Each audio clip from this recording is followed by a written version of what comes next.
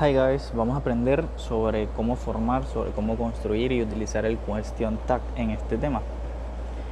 El question tag son simplemente preguntas cortas que se hacen al final de las oraciones en inglés y las utilizamos para obtener respuestas rápidas sobre un tema, reafirmar lo expresado previamente, conocer la opinión de otra persona y la confirmación de una información.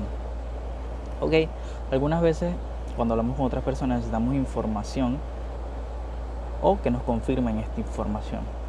En este caso, en inglés utilizamos las preguntas sí o utilizamos las preguntas informativas.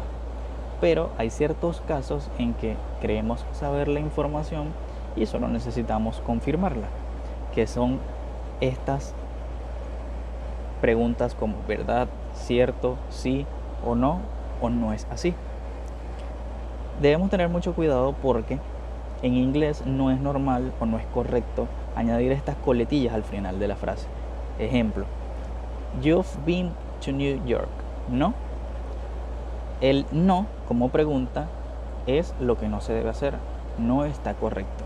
En este caso, para confirmar o para decir ese no que diríamos en español, utilizamos los question tag. ¿Cómo construimos un question tag? Primero, tenemos que tener en cuenta el sentido de la frase. Es decir, si la frase es positiva, el question tag será negativa. Y si la frase es negativa, el question tag será positiva. Totalmente contrario. Ejemplos. You know how to cook, don't you? Es decir, tenemos la oración you know how to cook positiva.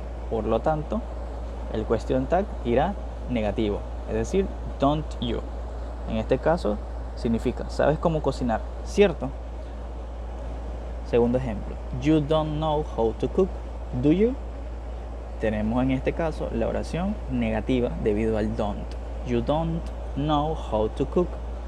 Y por lo tanto tenemos el question tag positivo. Se traduciría como no sabes cómo cocinar o sí. Siempre vamos a traducir el question tag con estas palabras. Verdad, cierto, sí o no es así. La estructura de la frase siempre del question tag debe ser el verbo auxiliar primero, ya sea positivo o negativo, y seguido del pronombre personal, y luego le sigue el signo de interrogación. ¿Ok? En ciertas oraciones podemos ver los verbos auxiliares en la oración principal y en otras no. Vamos a ver los siguientes casos.